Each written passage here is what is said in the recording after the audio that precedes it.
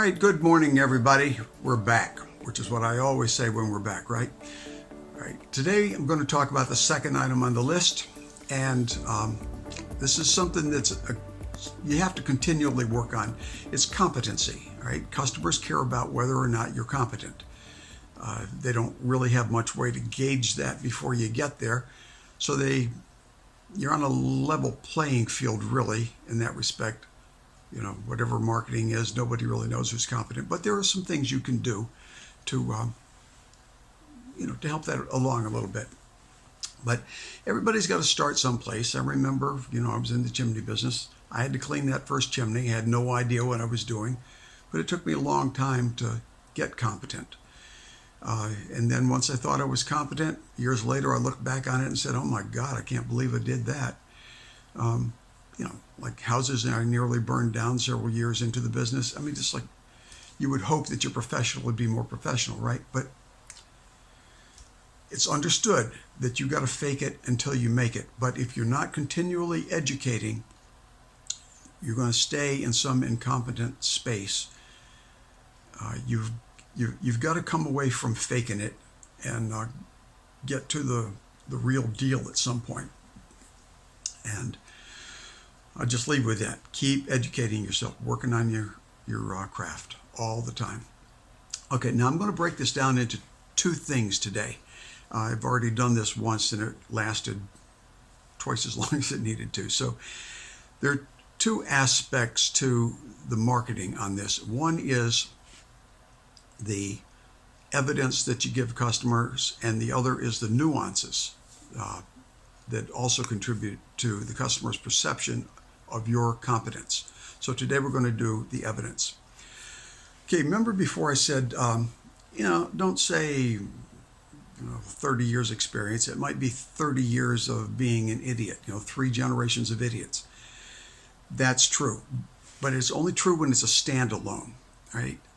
It's not true when it's in a group of other things that give evidence.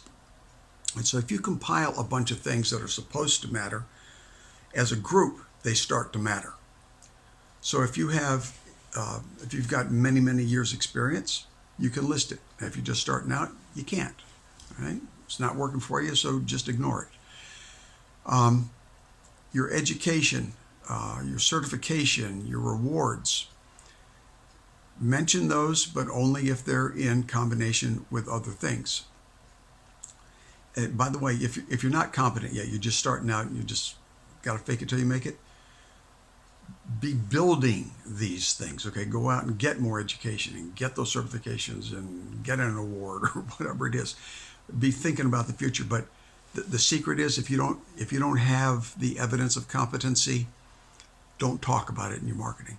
Just let it go.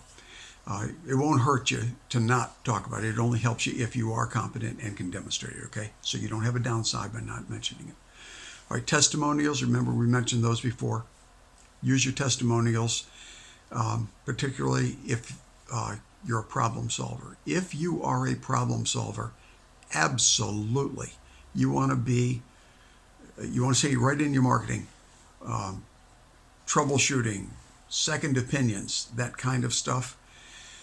And if you've done any high profile work, I mean, if you worked at the White House, you can't actually mention that in your marketing if you've worked at the White House.